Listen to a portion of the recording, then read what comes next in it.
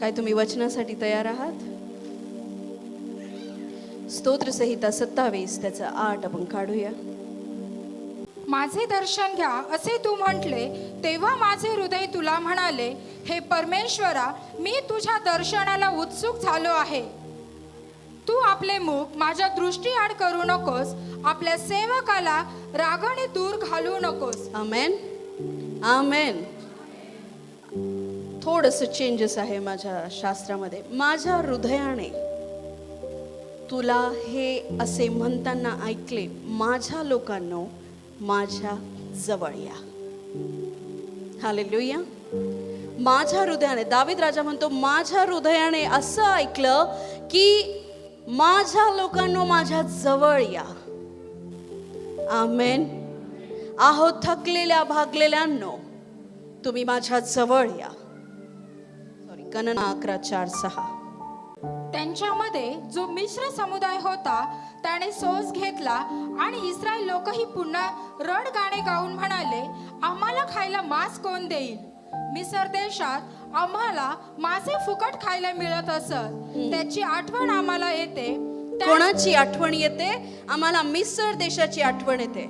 आता मी तुम्हाला सांगते काहीतरी.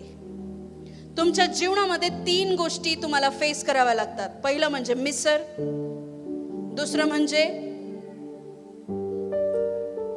अरण्य, विल्डरनेस,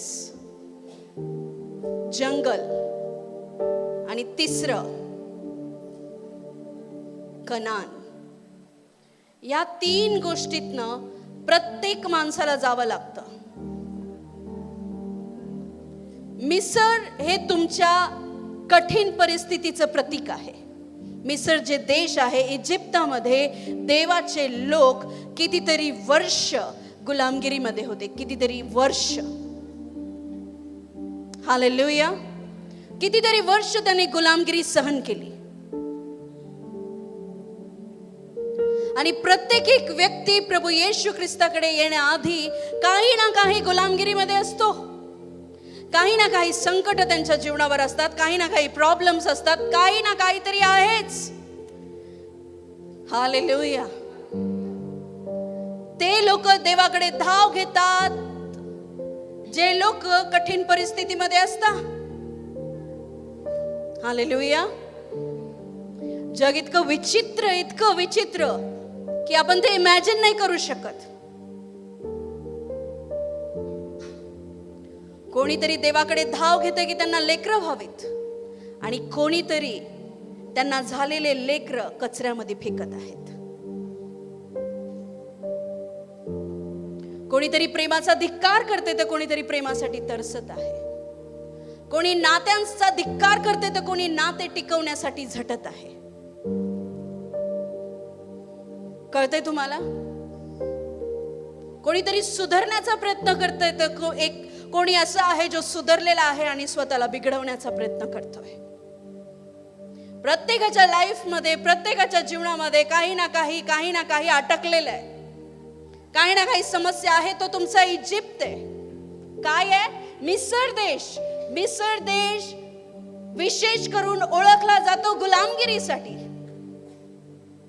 बरं, देवाने माणसांना गुलाम म्हणून ठेवण्यासाठी नाही बोलवलं. देवाने माणसाला तुम्ही आजारी राहा, तुम्ही पिडलेले राहा, तुम्ही श्रापित राहा म्हणून नाही बोलवलं. माणूस स्वतःहून त्याच्यात पडला. का? तर आमिष, चुकीच्या गोष्टी. कधीच शैतान स्वच्छ जागेवर येत नाही.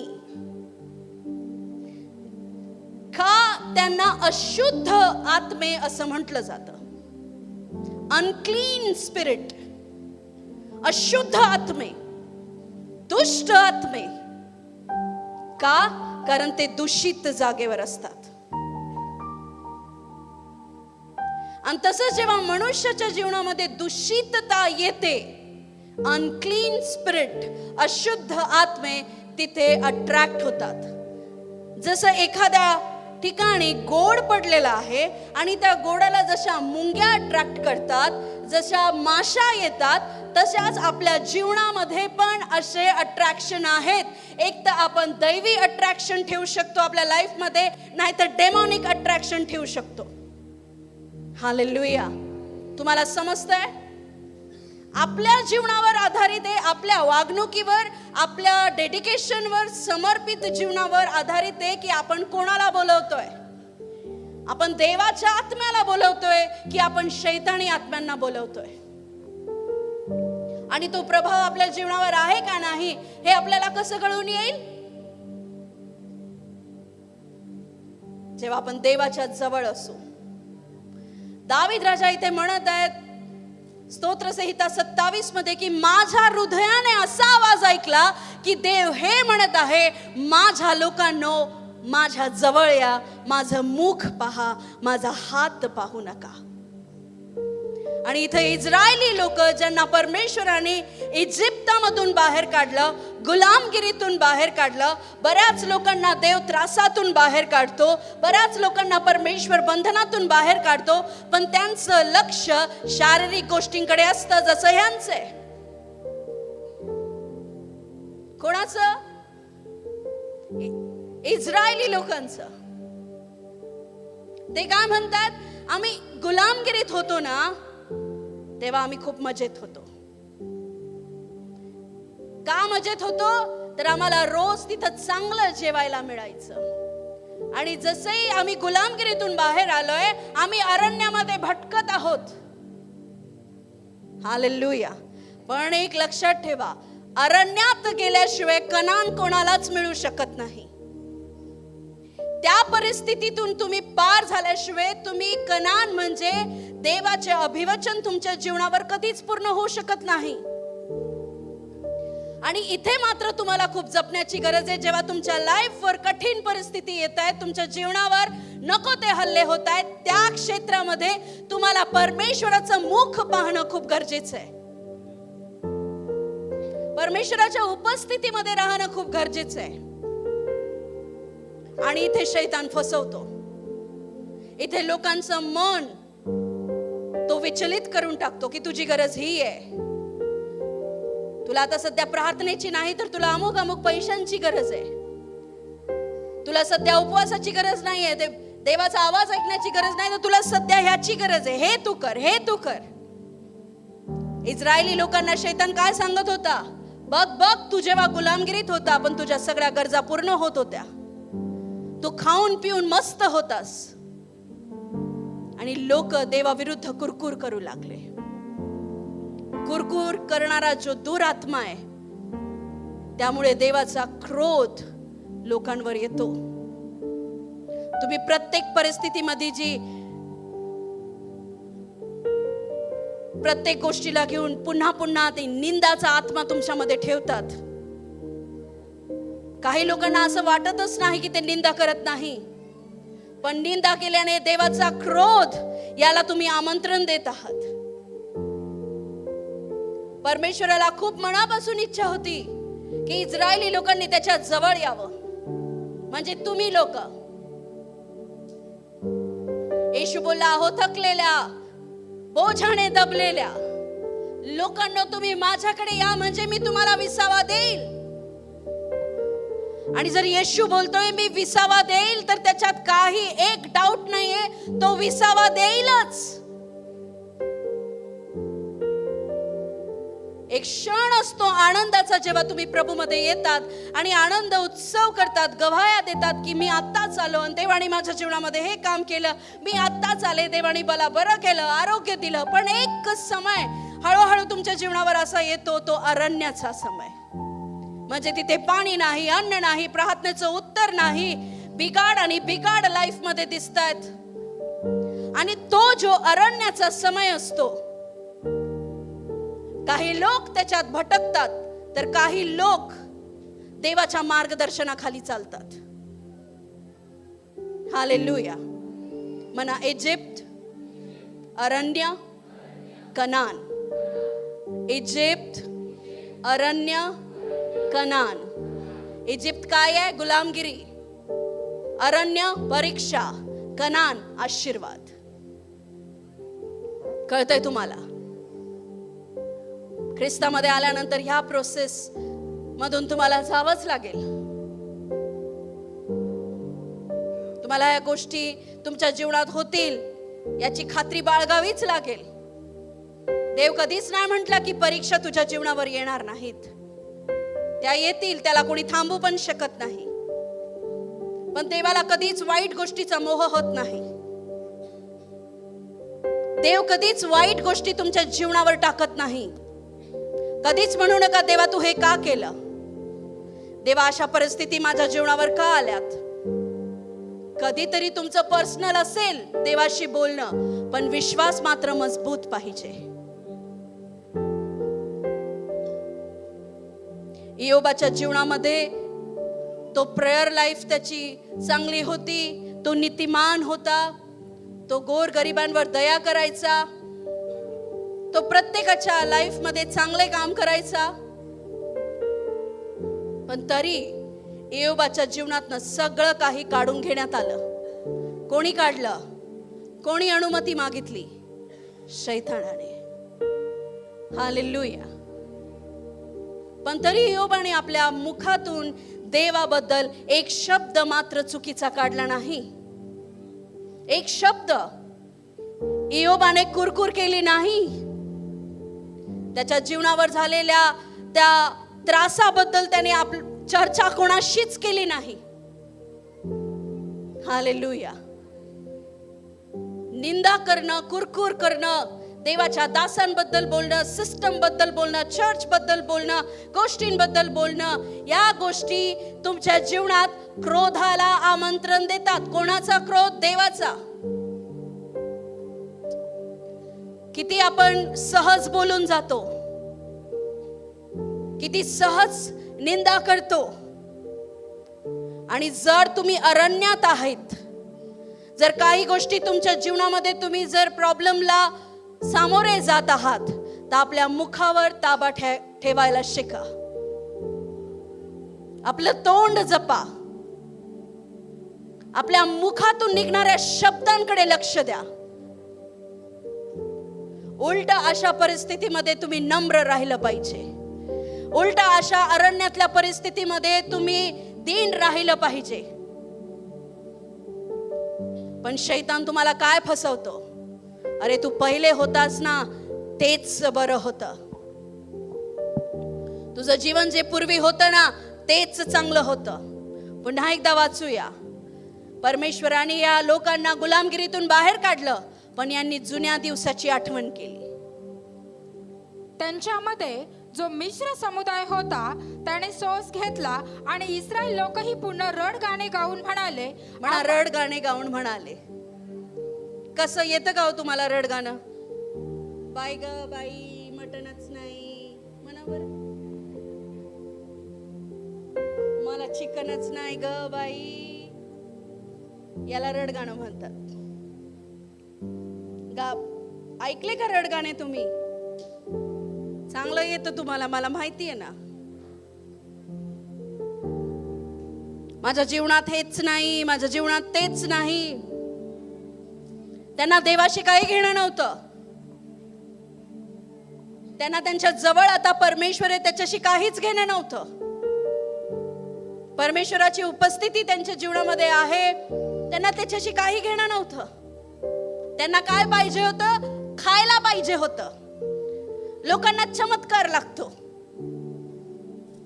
लोकांना काहीतरी कार्य लागतं. डाऊट नाही, आपला परमेश्वर चमत्कार करणारा परमेश्वर आहे. पण त्याआधी आपला विश्वास असणं खूप गरजेचं आहे. आमेन. इस्रायली लोकांना देवाने गुलामगिरीतून बाहेर काढलंय, पण यांची कुरकुर संपलेली नाही. यांची निंदा थांबलेली नाही. यांच्या अपेक्षा ज्या आहेत त्या शारीरिक गोष्टींकडे आहेत, देवाकडे नाहीये.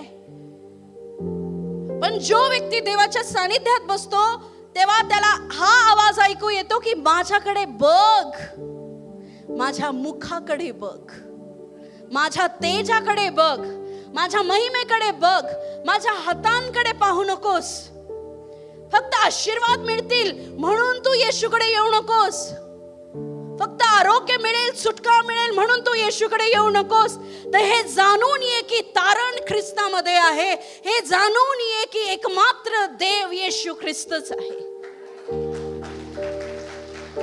हालेलुया. बाकी परमेश्वर सगळं करील. प्रत्येक वेळेस इस्रायली लोकांनी देवाची परीक्षा पाहिली प्रियांनो. प्रत्येक वेळेस. तुम्हाला हे पुरेसं नाहीये का की तुमचं जे लायसन होतं नरकात जायचं ते ख्रिस्तामध्ये आल्यानंतर रद्द झालंय? हे पुरेसं नाहीये का? येतील ते घर येईल, ते गाडी येईल, ते आरोग्य येईल, ते जेव्हा मिळायचं मिळेल, आत्मा तारल्या गेलाय, हे पुरेसं नाहीये का? हालेलुया. लोकांना काय बोलायचं बोलू द्या, पण कुरकुर थांबवा. तो जो मर्मरिंग स्पिरिट आहे, निंदकाचा आत्मा आहे, तो तुमच्या जीवनामधनं थांबवा.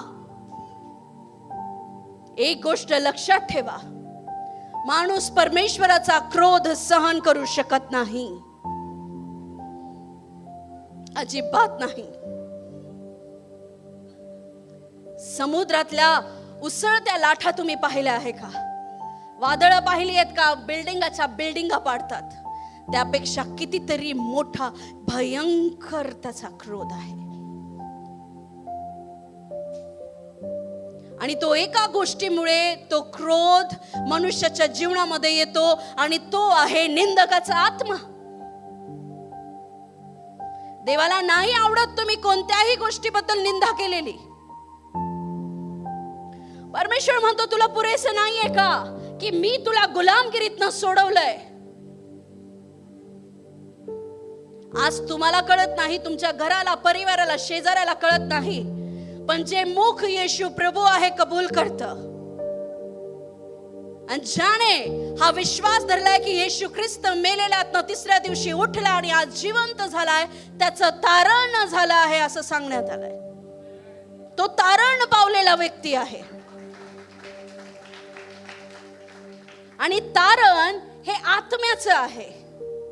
आणि मग आता तुमच्या हातात असतं जे तारण तुम्हाला मिळालेलं आहे, ते शारीरिक रीतीने कसं तुम्ही उभारणीला आणाल ते तुमच्या हातात आहे.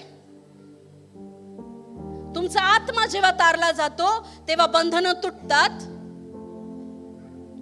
तुम्ही मोकळे होता शैतानाच्या जाचातनं आणि मग ते तुमच्या जीवनावर दिसू लागतं.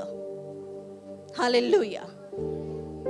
पण एक समय असतो इजिप्तातून अरण्यात जाण्याचा. देवाला धन्यवाद द्या की तुम्ही गुलामगिरीतून बाहेर येऊन आता थोडे पुढे आले आहात. पण अरण्य साधं नाही, कारण अरण्यामध्ये मार्ग दिसत नाही. रस्ते तिथे बनवलेले नसतात, तिथे कोणतेही डायरेक्शन बोर्ड लावलेले नसतात, दिस वे आणि दॅट वे. तिथे मार्ग शोधावा लागतो, कारण तिथे घनदाट जंगल आहे. हालेलुया. तुमच्या कठीण परिस्थितीमध्ये तुम्हाला मार्ग शोधावा लागतो. आणि बायबल असं सांगतं त्या अरण्यात देखील परमेश्वराने इस्रायली लोकांना, त्याच्या देवाच्या लोकांना, विश्वासणाऱ्यांना एकटं सोडलं नाही. परमेश्वर म्हणतो त्या अरण्यात मी तुमच्यासाठी दिवसा मेघस्तंभ आणि रात्री अग्निस्तंभ असा ठरलो. काय तुम्हाला ते पुरेसं नाही का? हालेलुया.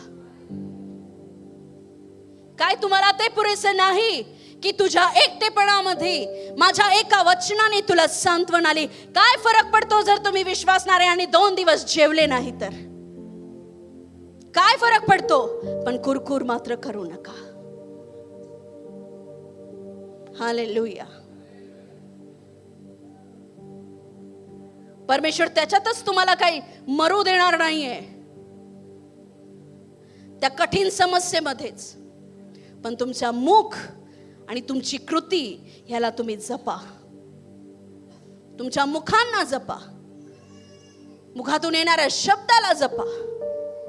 कोणत्याही देवाच्या अभिषिक्तांची निंदा करू नका, वचनाची निंदा करू नका, कोणत्याही सिस्टमची निंदा करू नका. याने देवाचा क्रोध तुमच्यावर येऊ शकतो आणि तो क्रोध कोणताच माणूस झेलू शकत नाही. तुम्हाला कळतंय का?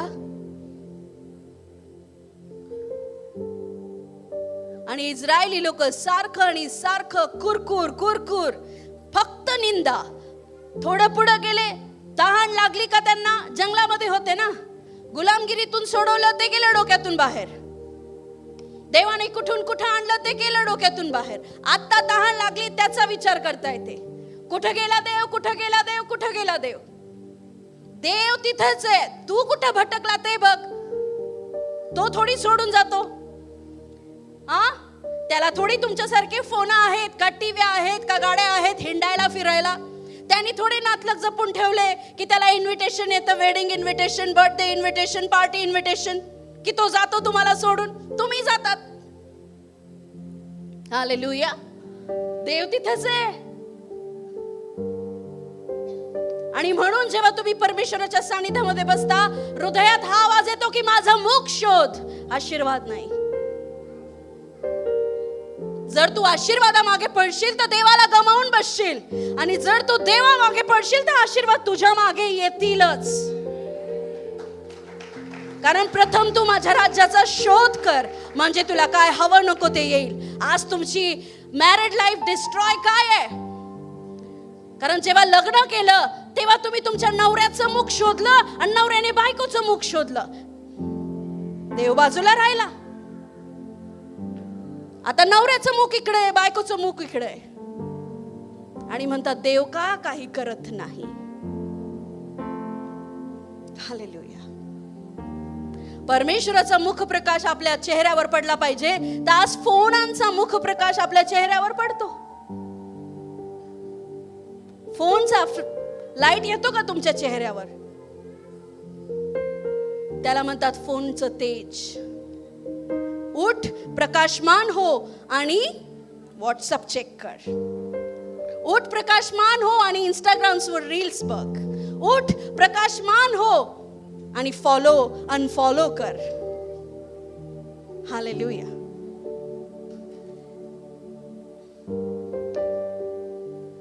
देवाला दोष देऊन फायदा नाहीये प्रियांनो. तुझा मार्ग सरळ कर, तुझा पाऊल सरळ कर. हालेलुया. शारीरिक गोष्टींकडे लक्ष देऊ नको, तर आत्मिक गोष्टींकडे लक्ष दे. सतत कुरकुर, इस्रायली लोकांची सतत कुरकुर, कधीच नाही थांबले ते. आणि तुम्हाला सांगते, याच निंदकाच्या कारणामुळे, निंदकाच्या आत्म्यामुळे, तुम्हाला काय वाटतो निंदा खूप सोपी आहे का? जिथे दोघे किंवा तिघे देवाच्या नावाने एकत्र जमतात, त्यांच्यामध्ये कोणाची उपस्थिती असते? जिथे दोघे किंवा तिघे निंदकासाठी एकत्र जमतात, त्यांच्यामध्ये कोणाची उपस्थिती असते? हालेलुया. निंदा करणारा जो आत्मा आहे त्याचा बाप एकच आहे, शैतान. कारण बायबल सांगतं, तो जातो देवासमोर उभा राहतो आणि तुमची निंदा करतो.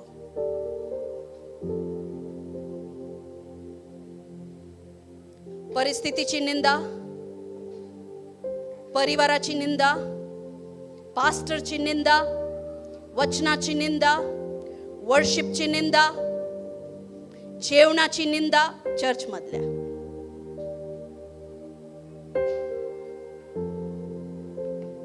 कळते तुम्हाला? या गोष्टी देवाच्या क्रोधाला घेऊन येतं. मी जर प्रभू मध्ये, तर मी का बरा झालो नाही, का बरा झालो नाही, का बरा झालो नाही, का बरा झालो नाही, का झाली नाही, झाली नाही, झाली नाही. निंदा आहे ही.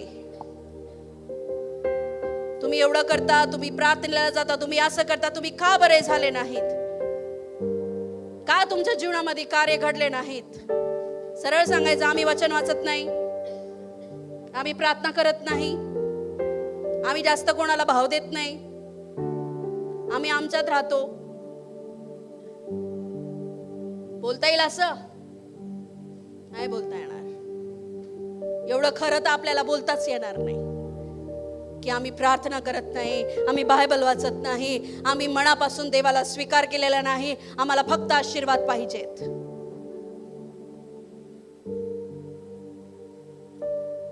मर्मरिंगचा स्पिरिट माणसाला तुमच्या जीवनात कनानपर्यंत कधीच घेऊन जाऊ शकत नाही.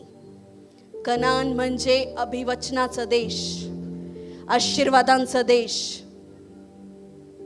हालेलुया. गुलामगिरीतनं तो सुटता, पण जेव्हा अरण्यात येता तेव्हा एकाच गोष्टीमुळे इस्रायली लोकांना कनान मिळाला नाही. का? कारण त्यांची कुरकुर. कधी कधी तुम्हाला वाटतं आम्ही किती आज्ञा फॉलो करतो. आज्ञा फॉलो करणं आणि देवाच्या इच्छेत जगणं या दोन्ही गोष्टींमध्ये फरक आहे. म्हणा, आज्ञा फॉलो करणं आणि देवाच्या इच्छेत जगणं याच्यात फरक आहे. हालेलुया. इस्रायली लोक सणांचं खूप पालन करायचे, शब्बात दिवसाचं पालन करायचे, है ना. फसका पर्व म्हणा, हे म्हणा, खूप सण आले का खूप आज्ञाचं पालन. पण एक पण इस्रायली, एक पण विश्वासणारा मोशे आणि जोशुआ यांच्याशिवाय कोणीच देवाच्या इच्छेत नव्हतं. कोणीच नाही. एवढ्या लाखो लोकांमधून 2 लोक इच्छित होते फक्त. हालेलुया. मोशे म्हणाला, देवा, जर कनानमध्ये तू नसशील तर मी कनानमध्ये जाणार नाही. किती अद्भुत गोष्ट आहे. मोशे यासाठी कधीच देवाकडे आला नाही की त्याला ते चांगलं शहर, ते आशीर्वाद हवे होते. मोशेला खरोखर देवावर प्रेम होतं. आणि मोशे परमेश्वराला म्हणतो, जर तू कनानात नसशील ना, जर माझ्या त्या आशीर्वादामध्ये तू नसशील ना, तर मला ते आशीर्वाद सुद्धा नको आहेत. याला म्हणता मुख पाहणं, हात नाही. पण इस्रायली सतत कुरकुर. अगदी शेवटच्या टप्प्यापर्यंत पोहोचले आशीर्वादाच्या. लक्ष देताय का? शेवटचा टप्पा की आता फक्त ओलांडून कनानामध्ये जायचंच आहे. कनान म्हणजे काय मी तुम्हाला सांगते. कनान एक असं शहर जिथे आशीर्वादांची कमी नाही. तुमच्या जीवनातला एक असा काळ जिथे आशीर्वादांची कमी नाही, फक्त बरकत आहे, ब्लेसिंग्स आहे, हीलिंग्स आहेत. असा एक समय तुमच्या जीवनातला. हालेलुया. एक असा समय.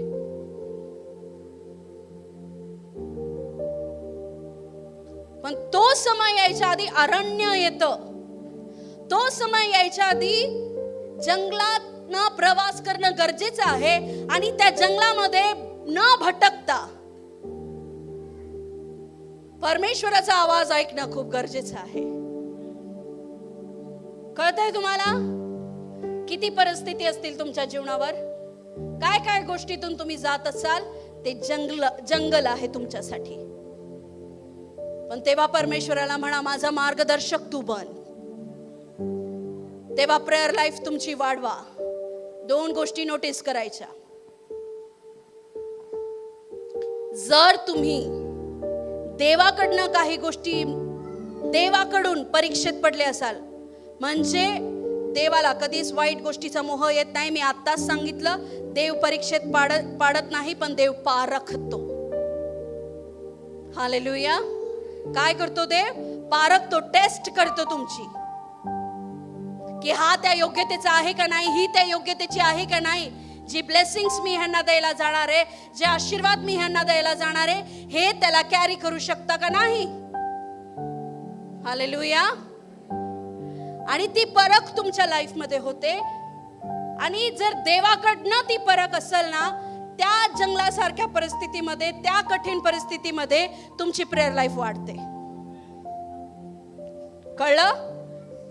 जर ती परख दैवी असेल तर तुमची प्रार्थनामय जीवन वाढतं. पण जर ती परख शैतानी असेल, तुम्ही प्रेयर मध्ये डाऊन होता. ढासळते तुमची प्रेयर लाईफ. आणि तेव्हा समजून घ्यायचं की माझी परख शैतानाकडनं होत आहे का देवाकडनं होत आहे. हालेलुया. तुम्हाला कळलं पाहिजे की तुमची परख कोणाकडनं होत आहे. जेव्हा देवाकडनं परख असते तेव्हा काय होतं, तुम्ही प्रार्थनेमध्ये वाढता, वचन वाचायला शोधता, तुम्ही रडताय, त्रासात आहे, पण तुम्ही प्रेयर मध्ये असता. पण तुमची प्रेयर नाहीये, तुमच्या जीवनामध्ये समस्यांवर समस्या येत आहे, तुमची प्रार्थना जीवन शून्य आहे, तुमचं बायबल वाचण्यामध्ये मन लागत नाही, तर समजून घ्या तुम्ही देवाच्या नाही तर शैतानाच्या इच्छेत आहेत. कंट्रोल असतो, एक दैवी कंट्रोल असतो आणि एक शैतानी कंट्रोल असतो. शैतानी कंट्रोल म्हणजे शैतानाचा ताबा जेव्हा तुमच्या जीवनावर असतो, तुमची प्रेयर लाईफ ढासाळलेली असते. तुम्ही प्रार्थना, तुमचं मन लागत नाही, वचन तुम्ही वाचत नाही. मग अशा वेळेस माणूस दुसऱ्या गोष्टींमध्ये, म्हणजे काय, दुसऱ्याच्या खांद्यावर बंदूक ठेवून गोळी मारतो. म्हणजे काय, तुम्ही प्रार्थना करा.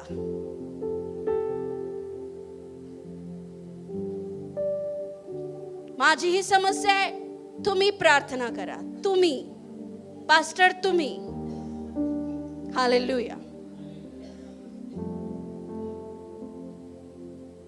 इस्रायली लोकांचं नातं देवाबरोबर स्ट्रॉंग नव्हतं. ते फक्त शारीरिक आशीर्वादांकडे पाहत होते. जगात बरेच आशीर्वाद आहेत, पण तारण तुम्ही विकत घेऊ शकत नाही. आज पैसा नसेल, उद्या येईल, अमाप पैसा येईल, सगळं विकत घ्याल तुम्ही, पण तारण तुम्ही मात्र घेऊ शकत नाही. आणि तुम्ही म्हणशाल काय होत नाही, ही वेळ जर निघून गेली, मी पुन्हा कधी देवाला हाक मारील. आज जर तुम्ही पहिल्यांदा आले असाल, कधीच तुम्ही वचन ऐकलं नाही, आज तुम्ही वचन ऐकताय, काहीतरी वेगळंच तुम्हाला वाटतंय. आज तुम्हाला येशू हे नाव तुमच्या कानावर पडलेलं आहे, पण तुम्ही त्याला सिरियस घेत नाहीये. बायबल सांगतं देव जोपर्यंत आहे तोपर्यंत त्याला हाक मार. म्हणजे काय, देव पावण्याचा समय. एक समय असतो ना मिळण्याचा. हालेलुया. प्रत्येक गोष्टीला एक नियुक्त वेळ आहे. मरणाची वेळ आहे, जन्माची वेळ आहे, हालेलुया, रडण्याची वेळ आहे, पेरणीची वेळ आहे, कापणीची वेळ आहे, हसण्याची वेळ आहे. अशा बऱ्याच वेळा बायबलमध्ये दिल्या. प्रत्येक गोष्टीला एक ठराविक समय आहे. तसा देव प्राप्तीचा पण एक समय आहे, वचन ऐकण्याचा पण एक समय आहे. येणारे दिवस असे येतील, मी परत सांगते, तुम्ही वचन शोधाल पण तुम्हाला सापडणार नाही. तुम्ही ऐकायला तरसशाल. आज जे तुम्हाला झोप लागतीये ना वचन ऐकताना, हे दुर्भाग्य आहे तुमचं, की तुम्हाला समजत नाहीये काय चालू आहे इथे. ही सुटकेचा काळ असतो. का आज मला देव हे वचन देतोय की कुरकुर बंद कर. कदाचित मी जरा जास्तच माझं तोंड उघडलेलं आहे, कदाचित मी जास्तच बोललेलो आहे माझ्या परिस्थितीबद्दल. हालेलुया.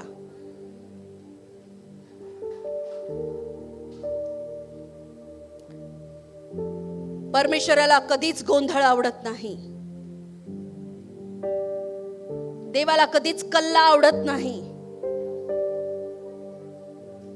तो शांतीचा परमेश्वर आहे. अरे अरण्याच्या काळामध्ये तहान लागली तरी शांत बसा, भूक लागली तरी शांत बसा. म्हणजेच कठीण परिस्थिती आली, शांत बसा. तुम्ही कोणत्या कोणत्या गोष्टीला, तुमच्या जीवनामध्ये काय गोष्टीला तुम्ही सामोरे जात असाल, शांत बसा आणि परमेश्वराची वाट पहा. हालेलुया. कधीतरी माहितीये, एखाद्या बडबड करणाऱ्या व्यक्तीपेक्षा एखाद्या चुप्प व्यक्तीकडे जास्त लक्ष जातं, की हा व्यक्ती गप काय. कळतंय तुम्हाला? आपल्या परिस्थितींमध्ये कुरकुर करणं बंद करा. परिस्थितीबद्दल कुरकुर करणं बंद करा. घराबद्दल कुरकुर करणं बंद करा. नातलगांबद्दल कुरकुर करणं बंद करा. जरी तुमची कुरकुर किती पण जायज असली ना, म्हणजे ते लोक डिझर्व करतात तुमच्या कुरकुरीला, तरी करू नका. हालेलुया. जितकं नम्र राहता येईल तेवढं नम्र राहण्याचा प्रयत्न करा. जितकं क्षमा करता येईल तेवढं क्षमा करण्याचा प्रयत्न करा. कळतंय तुम्हाला? हालेलुया. इस्रायली लोक कनानात गेलेच नाही. त्यांना तो आशीर्वादच नाही मिळाला कनानाचा. कनान म्हणजे अभिवचन. काय अभिवचन देवाचं? मी तुला पूछ नव्हे तर मस्तक करील. तुझी टोपली आणि परात मी आशीर्वादित करील. तुझ्या शत्रूंना मी पळवून लावेल. मी तुला बंधन मुक्त करील. मी तुला आरोग्य देईल. मी तुला सुटका देईल. काय आहे देवाची अभिवचनं? मी तुझं नाव लौकिक करील. मी तुला आदर देईल, सन्मान देईल. मी तुला राष्ट्रांमध्ये उंच करील. येशू ख्रिस्त जेव्हा ह्या पृथ्वीवर होते, महान काम करायचे. रस्त्याने चालताना मुर्दे जिवंत व्हायचे. येशू ख्रिस्ताच्या काळात त्याच्या वस्त्राच्या गोंड्याला जरी कोणी हात लावला ते बरे व्हायचे. एवढा प्रभावी आणि सामर्थ्यशाली देवाचा येशू ख्रिस्ताचा दरारा होता की एका वेळी 5,000 लोकांची विदाउट पॅम्पलेट देता गर्दी व्हायची. कोणता प्रोमो व्हिडिओ नाही, कोणता फ्लायर बनवलेला नाही, कोणता व्हॉट्सअप ग्रुप नाही. हालेलुया. कारण जिथे पवित्र आत्मा आहे तिथे चर्चा पसरते. आणि ख्रिस्ताच्या काळी येशू ख्रिस्त पवित्र आत्म्याने परिपूर्ण होते. आणि एवढं सगळं सामर्थ्य त्याच्या ठाई असताना सुद्धा तो एकांतात जाऊन प्रार्थना करायचा. कोण? येशू, देव, ज्याने शरीरात रूपांतर घेतलं. तो देव एकांतात जायचा आणि प्रेयर करायचा. आणि काय प्रार्थना करायचा? माझी नाही देवा, तर तुझी इच्छा पूर्ण कर. तुझी इच्छा. एका बापाला 2 मुलं होती. एक निघून गेला त्याचं सगळं काही घेऊन. त्याचा अधिकार, त्याची मालमत्ता, धन संपत्ती सगळं घेऊन गेला. जगात फसला, पापात फसला, घाणेरड्या गोष्टींमध्ये गेला, पैसा उधळसला. पण एक मुलगा होता, तो खूप आज्ञाधारक होता. तो आपल्या बापाजवळ राहिला. त्याने कधीच त्याच्या बापाला उलटून उत्तर दिलं नाही. बाप म्हणायचा बस तर बसायचा, उठ तर उठायचा. कळतंय तुम्हाला? आहे का तुमच्या शास्त्रामध्ये? खूप आज्ञाधारक. कधीच त्याने आपल्या पित्याला दुखवलं नाही बर का. त्याच्या हृदयात एक नेहमी असायचं, माझ्या लहान भावाने केलं ना ते मी कधीच करणार नाही. त्याने माझ्या बापाला सोडून निघून गेला, मी कधीच सोडून निघून जाणार नाही. मी कधीच माझ्या बापाची मालमत्ता त्यांच्याकडनं मागणार नाही. मी कधीच माझा हक्क मागणार नाही. बाप म्हणायचा पाणी आणतोस का? पाणी आणलं. चहा दे, चहा दिला. जेवण दे, जेवण दिलं. सगळी गोष्ट जी पित्याने सांगितली ते केली. पण एक दिवस आला की त्याचा पळून गेलेला भाऊ पुन्हा आला. आणि तो पूर्णपणे घाणेरड्या अवस्थेमध्ये घरी आला. बापाने काय केलं? त्याला जवळ घेतलं, त्याची वस्त्र बदलली, त्याच्यासाठी चांगलं अन्न तयार केलं. आणि जेव्हा दुसरा मुलगा जो आपल्या पित्याबरोबर रोज बसायचा, रोज आपल्या पित्याचं शेत नांगरायचा, त्याला मात्र तेव्हा राग आला. आणि त्याला राग आला आणि त्यांनी त्याच्या बापाला बोलला की तू असं कसं काय करू शकतोस? त्याने तुझी सगळी संपत्ती नेली, तुझं सगळं तुझं नाव त्यांनी खराब केलं, आणि तू त्याला परत घरात घेतलं. परत तोच मान तू त्याला देत आहेस. माझ्यासाठी तर कधी तू उत्तम मेजवानी बनवली नाही, माझ्यासाठी तू कधीच आनंद साजरा केला नाही, माझ्या हातात कधी तू अंगठी घातली नाही. आणि तेव्हा मात्र बाप दुखावला. मला सांगा, तो आज्ञेत होता का इच्छेत होता? खूप लोक ही मिस्टेक करतात. खूप विश्वासणारे हीच मिस्टेक करतात. आम्ही प्रेयरला जातो, आम्ही सगळं करतो, पण काय तुम्ही देवाच्या इच्छेत आहे? काय तुमच्या वागणुकीमुळे तुमच्या पास्टरला त्रास होतोय का? तुम्ही जे करताय त्याच्यामुळे चर्चच्या सिस्टमला त्रास होतोय का? काय तुम्ही खरोखर देवाच्या इच्छेत आहे का? देवाची इच्छा पूर्ण करणं म्हणजे भाजीपाला घेऊन भाजी बनवून खाणं एवढं सोपं नाहीये. देवाची इच्छा पूर्ण करायला जिवंत असताना हातात खिळे ठोकून घ्यावे लागतात, पायात खिळे ठोकून घ्यावे लागतात. पाप केलेलं नसताना लोक तुमच्या थोबाडीत मारतात. चुका केलेल्या नसताना लोक तुम्हाला थुकतात. आणि तेव्हा मात्र तो येशू म्हणतो, मी देवाच्या इच्छेत आहे.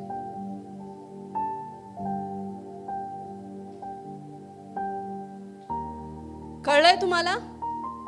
देवाच्या इच्छेत राहणं एवढं सोपं नाहीये. तुम्ही म्हणशाल काय, मला खरंच लोक खिळे ठोकतील का? किती त्रास सहन करताय तुम्ही मला सांगा. पण त्याने तोंडातनं एक शब्द काढला नाही. कोणी? येशूनी. त्याने कुरकुर केली नाही. त्याला किती विचारले, अरे बोल ना बाबा, तू बोलला तर मी तुझी सुटका करू शकतो.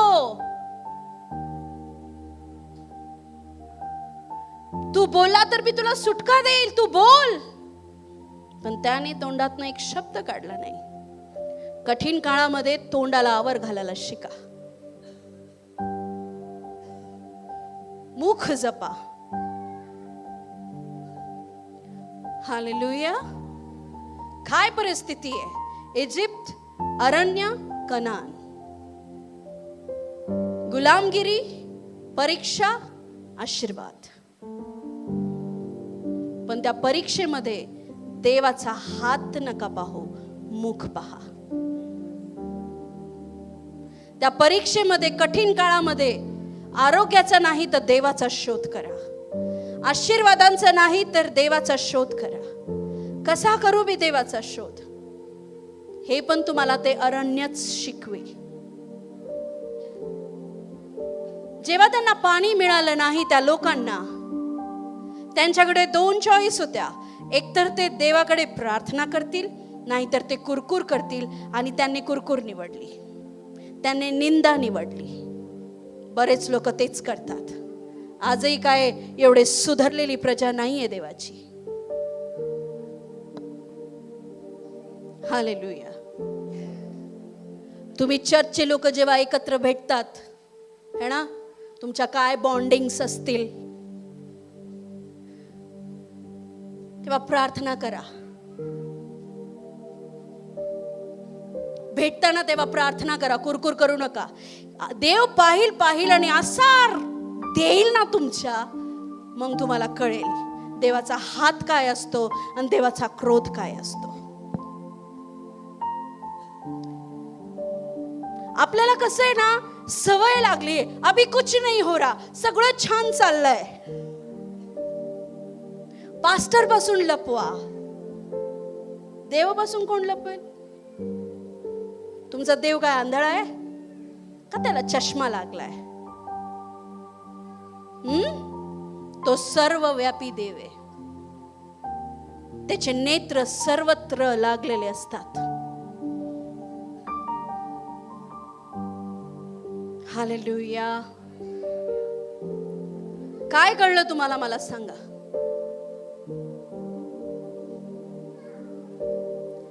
काय कळलं तुम्हाला? काय तुम्ही देवाच्या इच्छेत आहेत का? काय परमेश्वराची इच्छा खरोखर तुमच्या जीवनामध्ये पूर्ण होतीये का? देव पावतो तोपर्यंत हाक मारून घ्या, देवाला बोलून घ्या. समजतंय तुम्हाला?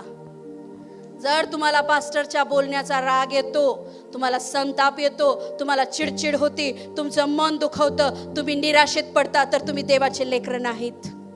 कारण जो हुशार असतो त्याला ताडण्याने आनंद होतो.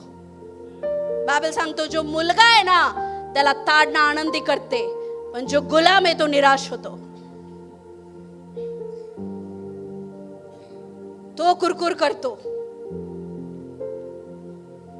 हालेलुया. कनानात जायचंय का नाही? आशीर्वादित व्हायचंय का नाही? सुटका प्राप्त करायची आहे का नाही? मग अरण्यात भटकून चालणार नाही. हालेलुया. जीवन रूपी जे अरण्य आहे, जो दुष्काळ तुमच्या जीवनामध्ये पडलाय, ज्या समस्या तुमच्या लाईफ मध्ये आलेल्या आहे, जे कष्ट तुमच्या जीवनामध्ये आले, ते देवाच्या उपस्थितीशिवाय जाऊ शकत नाही. तुम्हाला प्रभू येशूच्या उपस्थितीत सानिध्यात बसणं गरजेचं आहे. कसं करू हो पास्टर? तुम्ही उपस्थितीच करता, पण ते जाणवत नाही ना, फील नाही होत ना. बस ना, शांत बस, फोन बंद करा आणि बसा. वचन ऐका, बोलल मग देव तुमच्याशी. या ना प्रार्थनेला. आम्ही तेच करतो. आमच्यासाठी काही वेगळं बायबल नाही लिहिलेलं, किंवा दुसरं कोणी शिकवायला पण येत नाही. ज्याला भूक असते तो अन्नाकडे बरोबर धाव घेतो. पण काही लोक असतात त्यांना बळजबरी, खा ना, घ्या ना, जेवले का? अहो थोडं घ्या, अहो थोडं घ्या.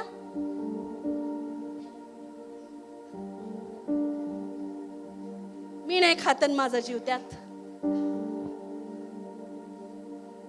हालेलुया. ज्याला भूक राहील तो अन्नाकडे जाईल. ज्याला देव हवाय तो देवाकडे जाईल. ज्याला सुटका हवी आहे तो देवाकडे जाईल. ज्याला आशीर्वाद हवे तो देवाकडे जाईल. आज्ञाधारकपणा नाही, इच्छेत राहा.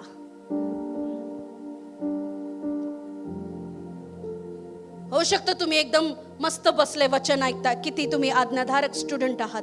इच्छेत तो आहे जो परीक्षा चांगली सोडवतो आणि घरी जाऊन अभ्यास करतो. है ना? काही राहतात ना स्कूल मुलं, आपण पाहिलेत ना वर्गामध्ये, मागच्या बेंचेसवर ओळख असती की हे पोरं अभ्यास करत. हुशार जणांना सर पुढं बसवतात, है ना? आणि जे असे टवाळखोर मठ्ठ पोरं असतात त्यांना मागं बसवलं जातं. तुम्ही मागच्या वाईट वाटून घेऊ नका, म्हणून लवकर या आणि पुढं बसा. म्हणा लवकर या, पुढं बसा. शिकवलं सगळ्यांना व्यवस्थित जातं, पण ज्यांना इच्छा असते कनानात जायची ते अभ्यास पण करतात. ज्यांना इच्छा असते पुढच्या वर्गात जायची ते टीचरनी जे जे सांगितलं ते सगळं फॉलो पण करतात. पण काही लोक फक्त आईवडील मारतील, शिक्षक मारतील म्हणून फक्त येऊन बसतात. ते आज्ञेत आहे, इच्छित नाही. कळलं तुम्हाला? मग तुम्ही इच्छित आहे का आज्ञेत आहे? इच्छित आहे का आज्ञेत आहे?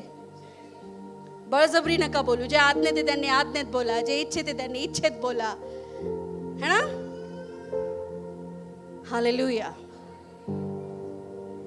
एक दुरात्मा जो तुम्हाला कणाणापासून लांब ठेवतो, कुरकुर करणारा आत्मा. देवाने तुमच्यासाठी बेस्ट प्लॅनिंग केली आहे, पण तुमच्या तोंडावर आवर घालणं गरजेचं आहे. ह्याला ताब्यात नाही ठेवलं तर जग ताब्यात येऊ शकत नाही. ज्याने तोंड ताब्यात ठेवलं, मग ते खाण्याबाबतीत असो का बोलण्याबाबतीत असो, हालेलुया, ज्याने तोंड ताब्यात ठेवलं त्याने सगळं जग ताब्यात ठेवलंय. हालेलुया. कोणती पण फुसफुस, कुरकुर, हळूच कोणाच्या तरी कानामध्ये काहीतरी पुडी सोडून देणं बंद करा. देवाला आवडत नाही. तुम्ही स्वतः तुमचा कनान थांबवत आहात. तुम्ही स्वतः तुमचे आशीर्वाद थांबवत आहात. तुमच्या घरातले 17 कारण, 17 तमाशे इतरांना सांगू नका. काय घडलं आणि काय नाही घडलं कळलं तुम्हाला? चर्च सुटल्यानंतर दुसरं चर्च भरवू नका. निंदेचं चर्च, अमेझिंग लव्ह फेलोशिप निंदा चर्च, हा, त्याचा वेगळा आशीर्वाद दिसल. मग याचं घराणं त्याला, त्याचं घराणं याला, ह्यानी मला असं बोललं, त्यानी मला तसं बोललं, हे बंद कर आपल्या लाईफ मधून. घ्यायचं ऐकून, 2 अश्रू ढाळायचे आणि गपचूप बसायचं. Simple solution. कोणाला जा विचारायला जाऊ नका. काय फरक नाही पडत 4 लोकांचे शब्द ऐकून घेतले तर, मरत नाही आपण. हालेलुया. हे काय मी अजून जिवंत आहे? मी नाही मेली बाबा कोणाचं ऐकून काय. हालेलुया. काही परिस्थिती येऊ द्या तुमच्या जीवनामध्ये, फक्त देवाला गौरव द्या, माणसाला नाही. देवाला शोधा, प्रार्थनेत राहा. तुमच्या जीवनामध्ये जेव्हा दैवी परीक्षा येईल तुमची प्रेयर लाईफ वाढेल, पण जेव्हा शैतान परीक्षा घेईल तुम्ही खाली पडशाल. म्हणजे प्रेयर पण डाऊन होईल, कशातच तुमचं मन लागणार नाही. आपोआप तुमचं पास्टरांबरोबर नफरत का नाता पैदा हो जाएगा. ज्या क्षणी तुमचं आणि तुमच्या पास्टरांचं नातं तुम्हाला वीक वाटायला लागेल, नफरत म्हणजे खटकायला लागतो पास्टर, समजून घ्यायचं. काय कनान मला काही मिळत नसतो, कारण कनानात नेणारा मोशे त्याच्याबद्दल कुरकुर केली आणि परमेश्वराने सगळ्यांची हाकलपट्टी केली. हालेलुया.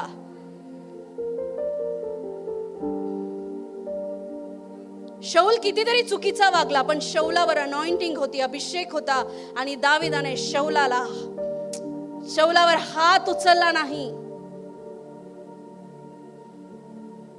तो बोला, मी देवाच्या निवडलेल्या व्यक्तीवर हात उचलू शकत नाही.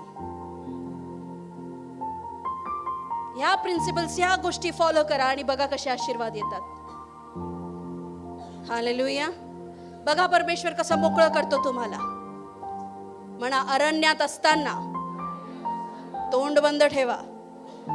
अरण्यात असताना निंदा करू नका. परीक्षा येते तेव्हा आशीर्वाद असला तरी. हालेलुया. कळलं तुम्हाला? आता तुम्हाला मी 1-2 मिनिटं देते.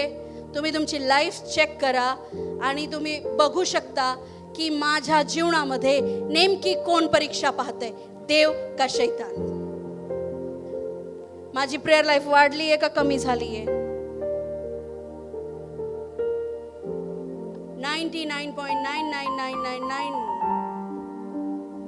उत्तर खाली आहे तुमचं. का माहितीये? जंगलात भटकले तुम्ही. का भटकले? कारण मेघस्तंभ, अग्निस्तंभ तयार होता, पण तुम्ही त्याच्याकडे दुर्लक्ष केलं. म्हणजे देव तुम्हाला मार्गदर्शन द्यायला तयार होता, पण तुम्ही तुमचे मार्ग निवडले, तुमच्या इच्छा निवडल्या, तुम्ही तुमचं म्हणणं निवडलं. तुम्हाला काय आवडतं? तुम्हाला जे आवडतं ते तुम्हाला फक्त काही तासांची खुशी देऊ शकतं, काही तास, काही सेकंड्स. पण जो देवाच्या इच्छे तो अनंत काल साठी सुखी होऊ शकतो. हालेलुया. 3 दिवस फक्त प्रभू येशूला त्रास झाला. 3 दिवस त्रास मरणाचाच होता 3 दिवस, पण आज अनंत कालसाठी तो पित्याच्या बाजूला बसून महिमेचे गीत आणि स्तुती घेत आहे. काही दिवस त्रासाचे, काही दिवस अरण्याचे असतात आणि त्याच्यात पण जर आपण देवाला न शोधता फक्त आशीर्वादांचा शोध घेतला, देवाच्या सानिध्यात न राहता दुसऱ्या गोष्टींच्या मागे पडलो तर आपण भटकून जाऊ अरण्यामध्ये. हालेलुया. तोंड कंट्रोल ठेवा, सगळं होईल. शिव्या देऊ नका. लोकांना शिव्या फॅशन वाटते. आजकालच्या मुलांना शिवे बोलताच येत नाही हो. त्यांच्यासाठी लँग्वेज आहे ती. पटकन काहीतरी. पण ह्या गोष्टी तुम्हाला भटकवतील. मी नेहमी सांगते, अनेक विश्वासणारे इव्हन लीडर्स लोक शिव्या देतात. तुम्ही एकाच मुखातून गोड आणि कडू पाणी निघू शकतच नाही निघू शकत. तुमच्यात फॉल्ट आहे काहीतरी. तुमचं मशीन कुठेतरी बिघडलंय, कोणते तरी स्क्रू तुमचे ढिल्ले झाले म्हणून तुम्हाला कळत नाही. तुम्ही बाहेर शिव्या देताय आणि इथं येऊन तुम्ही वर्शिप करताय. कारण जो देवाच्या भयात राहील ना, तो बाहेरही तेच वागेल, इथंही तेच वागेल. हालेलुया. पण तुम्ही जर कॉम्प्रोमाइज करताय तुमची लाईफ, की मी चर्च मध्ये व्यवस्थित आहे, मी माझ्या देवाच्या लोकांशी तर तसा बोलत नाही, मग बाहेरचे जे चुकीचे मनस्थितीचे लोक आहेत त्यांना तुमच्यातला ख्रिस्त कसा दिसेल? जर तुम्ही त्यांच्यासारखंच त्यांच्याशी वर्ताव केलं तर दिसेल का? हालेलुया. आज्ञेत नाही, इच्छेत राहायला शिका. उदाळू पुत्र तर भटकलेलाच होता. तो लहाना भटकलेलाच होता, पण मोठा पण भटकलेला होता घरात असून. देवाची इच्छा काय जाणून घ्या. हालेलुया. हालेलुया. जर तुम्हाला कुठंच मार्ग दिसत नाहीये, सिंपल आहे. जर तुम्ही खूप डाऊन गेले प्रेयर मधून, खूप तुम्ही देवाच्या सानिध्यातून कमी झालेले आहेत, की तुम्हाला बसलं तर प्रार्थनेचे शब्द लवकर सुचत नाहीये, खूप लांब गेल्यासारखं वाटतंय प्रभूपासून, गुडघ्यावर या आणि 51 स्तोत्र सहित, 91 नाही, 51 स्तोत्र संहिता 51 गुडघ्यावर या. स्तोत्र संहिता 51 वाचा. दैवी गीत लावा आणि परत एकदा प्रवास सुरू करून द्या. हालेलुया. खूप डाऊन वाटतंय, प्रेयर करावीशीच वाटत नाहीये, बायबल कुठून वाचावं समजतच नाहीये. पहिले एकदम छान तुम्ही सुरळीत होते, आता समजतच नाहीये. जा jolly Priya ministry channel search करा, त्याच्यामध्ये सरमन्स येतील. तर सरमन मोबाईल मध्ये लावा, बायबल घ्या, जे जे वचन ती बाई तुम्हाला सांगल ते वचन तुम्ही लिहून बायबल उघडून खोलून वाचा आणि ठेवून द्या. बायबल सुरुवात इथून करा. हालेलुया. हालेलुया. कळलं तुम्हाला? किती मागं गेलेले असले तरी तुझा परमेश्वर तुझी वाट पाहत आहे. आमेन. आज परमेश्वराला म्हणा, माझ्यासाठी या अरण्याच्या क्षेत्रात तू माझा अग्निस्तंभ आणि मेघस्तंभ बन. मुख बघा प्रभूचं, बाकी सगळे आशीर्वाद आपोआप येतील. मुख म्हणजे देवाची उपस्थिती शोधा. हालेलुया. फक्त देव देईल ह्या भावनेने देवाकडे येत नका जाऊ.